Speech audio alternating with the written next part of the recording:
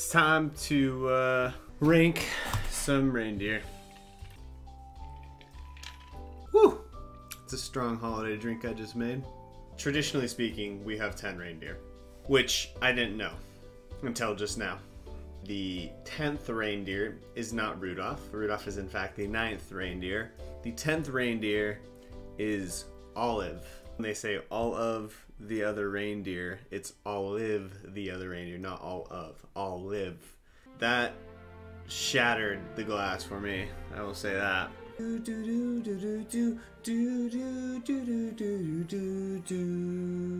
Dasher, Dancer, Prancer, Vixen, Comet, Cupid, Donner, Blitzen, Rudolph, Olive. This is what we need to break down. I think we should go through each reindeer individually, cover each one's personality types. We have Dancer, we have Prancer, Rudolph, and Olive, the other reindeer. So we've listed out all the details of each reindeer, gone into some detail with a few of these, but I think we have a good understanding of what each reindeer brings to the table. I almost think it's time for a PowerPoint slide to determine this. Google Slides. I'm gonna add this ridiculously formal slide theme. Ranking the top 10 reindeer by Bluebelt duck and a glass of whiskey. No, you know what? We're gonna do it like this so that everyone can see the full screen. Oh yeah, crack in the back. Hi everyone, thanks for joining me. Today I'm going to be giving a presentation on the top 10 reindeers within Santa's crew. Research is being presented by Bluebelt Doc, who is me, and a empty glass of whiskey. Number 10, Cupid. I chose to rank Cupid at number 10 because she won't shut the fuck up. When I say she won't shut the fuck up, I mean she won't shut the fuck up. Cupid has a horrible tendency to sing when no one cares, according to all of the other reindeer. You know, we've investigated what makes Cupid Cupid. She has a worse voice than she realized, and she thinks by singing one particular song thousands and thousands of times that she is this glamorous reindeer, when she in fact is not. We also know that she's a fucking hippie. The main reason why we put her at number 10 is she literally pisses off every other reindeer. Alright, moving on. We have number 9 is Comet. Why do I say Comet is sketch? Because Comet is, well, he is indeed good looking. He's the best looking reindeer out of the bunch. There is no question about that. But I do believe, based off of the evidence that has been presented to me and to my colleagues, me and the glass of whiskey, Comet is in fact a potential child molester. Now, do we have firm evidence to support this? No. Comet enjoys being petted by children in front of Santa because they are so adorable. Every Christmas, Comet is the first in line to get touched by all the children. Now you'd wonder, okay, in a sense, maybe Comet likes to be pet and enjoys interacting with the children. I get that. Maybe he just enjoys the spirit of the holiday. However, I find it hard to believe that for the last 3,000 years or however long Christmas has been going on, Comet likes to be touched by the children. He also inspires children to be on their best behavior, in the words of Comet himself. So there's a lot of children involved with this, and he supposedly is seen as a role model to younglings and to Santa. I feel like there's too much information to be read in between the lines here. We have Vixen at number 8. Vixen's number 8 because he takes people's shit. Vixen's always stealing people's shit and pissing everyone off. Is he really that bad of a reindeer? No. But Vixen is always taking people's shit. He's a good magician. I think that's why he's not number 10. All the other reindeer really like candy canes. If you're not familiar with reindeer diet, it consists of candy cane and yellow snow. But particularly candy canes in particular, you know, Vixen likes to take those and hide those from the other reindeer as a dickhead because he doesn't like candy canes. His diet consists of Santa-shaped chocolate yummies. He thinks it's funny when he steals other people's shit when they're not looking. He is one of Santa's favorites only for one of his skills, not for who he is, and that's why I find him a little bit lower on my ranking. There's just some mixed vibes I get from this Vixen character. At number 7, we have Prancer. The reason why I decided to put Prancer at number 7, there was no definitive thing that made me think, oh my god, Prancer's a horrible individual. He is Pretty Boy Prancer, so it makes me feel like he is a bit high on the ego train. He thinks that because he is the prettiest reindeer, that he deserves the most attention, the most care, the most treatment. And, you know, if you've lived life long enough, you realize those people tend to be kind of dicks. And I just see it as something that we need to treat in a realistic manner. He is extroverted. He does like to meet people. So I view this as a plus. He's not afraid to socialize and get out there and really embrace the Christmas spirit, as we like to say here. There is one thing that I don't have enough evidence on, but there's some things to suggest that Prancer, of all people, because of his good looks, has had an affair with Miss Claus. This potential affair is definitely a negative, even if it's not fully true. Moving on, you know, I don't want to dwell on Prancer too much. His ego's high enough as it is already.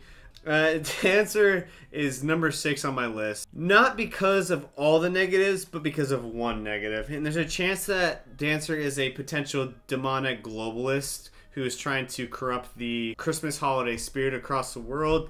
He could be a deep secret agent that we don't know of, according to a individual I know as Alex Jones. Dancer likes to dance, and I think it's something that puts him in a class of his own. He's very absent-minded of those around him, but this also means he's probably very multicultural, which you got to appreciate in this reindeer. He has an open-minded perspective, but, you know, we don't know who the fuck Dancer is trying to impress at the end of the day. Why is he always dancing? You gotta ask that. You gotta be willing to ask tough questions, and I think Dancer is struggling to answer the question when I've asked him, why and who is he trying to impress? At number 5, we have Dasher, because he's average. There's nothing more to this than really meets the eye. Dasher's Dasher. He does his thing, he's good at it, but it's not spectacular. He's the fastest reindeer, he leads the crew, he's at the top of the reindeer sleigh. He's also supposedly very good in track and field. I personally have not witnessed him. I'm not a track and field recruiter. I don't recruit for USC, California, you know, Alabama. I'm not that recruiter. He supposedly invented the handbag. I don't understand that, and I don't know why every website has said that he invented the handbag. Don't ask me questions, but apparently he invented an item, so you got to give him some credit there. I know his favorite athlete's Usain Bolt. I don't want to go too much into that, but he did state that in a news press article one time, and he's also been caught streaking at multiple professional sporting events and getting away with it. He's good at his craft, he sticks to it, but he's average. There's nothing. I can't say he brings so many good things to the table, and I can't say that he brings so many negative things to the table. At number 4, we have Blitzen. Why did I not add a picture? Because I started to get lazy. I hope you can acknowledge the fact that I put absolutely 0 time to this presentation. Blitzen is number 4 because he inspires, but he's also a teacher's pet, which is why he's not in our top 3. Bit of a teacher's pet, nothing wrong with that. You got to get your A's somehow. But he is a bit of a drill sergeant. When all the other reindeers are slacking off, he decides, you know what, reindeer, fuck all of you. I'm going to beat your asses until you start getting those presents down those chimneys. So he really does inspire the crew to be better and make sure that Christmas is a successful endeavor every single year. And that is something you have to appreciate, because those presents wouldn't be sitting under your tree if it wasn't for Blitzen. Partially. I'd say give him about 35% respect. He is best friends with Donner. They are very close. There's a potential romantic relationship in the North Pole. There's no firm evidence to support that this is the first gay relationship in the North Pole. Knowing that the North Pole is probably a little bit more on the conservative side, you never know. It's not something that I would put past Blitzen. You know, there's nothing wrong with that. I'm just letting everyone know that this is who Blitzen is, because not everyone knows who Blitzen is. Going on to number 3 is Rudolph. Now, you probably think, what the fuck, Doc, are you doing putting Rudolph at number 3? You're right. You're fucking right. I'm coming after all of you. Rudolph is number 3 because he's overrated. He doesn't matter as much as you think he does. You've been misled to think that Rudolph is number 1. I don't know who you've been speaking with or what songs you've been singing, but he's not. We all know who he is and what he's about. He's got a fat-ass red nose, And he's the most famous reindeer of them all. Because of one fucking night. One night. Does that mean he's not special? No, he's still special, but it was just one night. This guy spent the entirety of the first half of his life not talking to anyone and being secluded. Now, that's not his fault. He ran into some social problems that hadn't, progressed enough in his time to really experience things correctly. He's probably awkward as fuck. Now, he did overcome, his weaknesses in a time of need, which you have to pride him on, and I do give him a lot of credit here. The thing I do want to note about that is, even though he had that incredible performance, he didn't have the confidence to vouch for himself after that performance. He didn't ask to be a part of Santa's sleigh again. Santa had to come to him and be like, hey, dog, you want to come be a part of my reindeer sleigh? You kind of saved the night, saved the year. And he was like, okay. He didn't know to go out and be like, yo, bitch, I literally saved this Christmas ass this year. And now I'm not getting the respect that I deserve. You better put my fucking ass on this goddamn sleigh. I think there's a slight problem with that. He lacks this confidence despite this huge track record of success. On top of all of that, we know he's hella good at hide and seek. If anyone tries to hide, he's gonna find their ass with his bright ass red nose. But he's also really shitty at hiding, so it's kind of a catch-22. He's 50-50. You never know what you're gonna get with Rudolph when you're playing hide and go seek. If he's the seeker, you're goddamn fucked, but if he's hiding, you know exactly where to find him. Another plus going for him, I guess, is that he is a Class A celebrity. Everybody from here to fucking Timbuktu knows who Rudolph is. Probably has some dark secrets he doesn't want to share with the rest of the sleigh, and that's fine. I don't expect anyone to come out and about to the public with their personal insecurities. There's some shit there. Let's not ignore the fact that this dude spent half of his life in isolation and being tormented. It's also hard to say what he would be like at a personal level because of the fame. We don't know what he was like during that first half of his time on this planet. So we gotta take it with a grain of salt. And that is why I believe Rudolph is number 3 and is ever so slightly overrated. At number 2, we have Donner. Now, if you're not very familiar with Donner, he's a dude who's fucking blitzing on the weekends. You gotta respect the man for doing what he likes to do. The word blitzkrieg was created on behalf of Donner. I don't actually know if this is true. I might have just come up with this because I felt like it. One thing you want to know about Donner is that his name comes from a history of the German language. Donner does have a very low-pitched voice, which as a result leads him to having a very excellent singing voice. Unlike Cupid, that annoying fuck.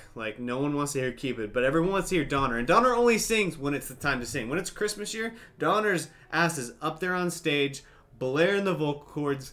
But let me tell you, they're good vocal cords, unlike Cupid. His song of choice is Santa Baby. I feel like that's an automatic plus. Blitzen, as I mentioned, is his best bud, potentially a romantic partner. He's having a good time. Despite all the ladies knocking at his door, there's no evidence to support that he gets with the reindeerettes, as they like to call them in the North Pole. He's always over at Blitzen's house. That's why I suggest that there might be some romantic involvement with his best bud there, Blitzen. The thing that subtracts him from probably being the number 1 is that he is a party animal, as we've come to all love and know about Donner. He does get hungover a lot, and that is something that can hold him down on Sundays, so he can't really drink during the holiday season, especially Christmas Eve, because if he gets too fucked up, he can't deliver. And number 1, the one you might not know about, or you may, but may be surprised, is Olive. And you're like, who the fuck is Olive? Olive is the other reindeer. In the song Rudolph the Red-Nosed Reindeer, sing that through your head. It's not all of, it's Olive. That was one reindeer, not a bunch of these reindeer talking shit to Rudolph. This was the bitch who was talking shit to Rudolph every day, making fun of him. She was not even a reindeer on Santa's sleigh. And the reason why I have her at number 1 for that is because she improved through self-awareness and self-evaluation. And Santa saw that. Once Rudolph went and kicked ass, Santa was like, this little shit has been talking shit to Rudolph all this time. I bet she's just going to keep talking shit. No, she apologized. She went up to Rudolph and was like, hey, there's one thing I want you to know, Rudolph. It's that I do, in fact, love your red nose. I just was pitching fun. I'm a jokester. It's who I am. I'm sorry if this did offend you deeply. Rudolph forgave her. And sure enough, they're spending every weekend together in the old panty shack doing everything you can think of. Olive and Rudolph are literally boyfriend. Well, at this point, I believe they're engaged these days. But Olive and Rudolph are yin and yang. I think the thing about Olive that people don't realize is the thing that allowed her to become the #1 reindeer was her weakness was exposed in Rudolph's strength, and she didn't crumble. She came and grew above that, and that is something that you have to respect. Olive teaches the lesson of overcoming your weaknesses to the maximum. Rudolph teaches, he doesn't necessarily teach weakness, he teaches you to overcome your insecurities. And I think that's something that we need to address as a culture and a society. Olive is the forgotten humble. Once she became a reindeer, do you ever remember anyone saying as a kid, "Oh my God, I can't wait for Olive to come and visit me"? You know why? Because she didn't care. It didn't matter to her. Because she was Rudolph's #1 fan. She was there to support him from day one, even if she was insulting him about his fat, juicy red nose. It's because she cared and she deep down loved him and had a crush. With that, I must say that Olive is the #1 reindeer, and therefore, moving forward, you should never think of Rudolph as the #1 reindeer ever again. And if you do, fuck you. Anyways, I hope you enjoyed this presentation provided and presented by BlueBelt.gaming. Thank you to our sponsor, some energy drink that no one cares about and no one ever wants to drink anyways because it tastes like shit. And I appreciate the time that you guys have spent here today, and I hope to see you next time on a Christmas special BlueBelt.gaming. Top 10 something else that will fill in the blank here and make last second next year, 2021, when coronavirus is over. Thank you, everyone. And I appreciate the time that you guys have spent here today, and I hope to see you next time on a Christmas special BlueBelt.gaming. Top 10 something else that will fill in the blank here and make last second next year, 2021, when coronavirus is over. Thank you, everyone.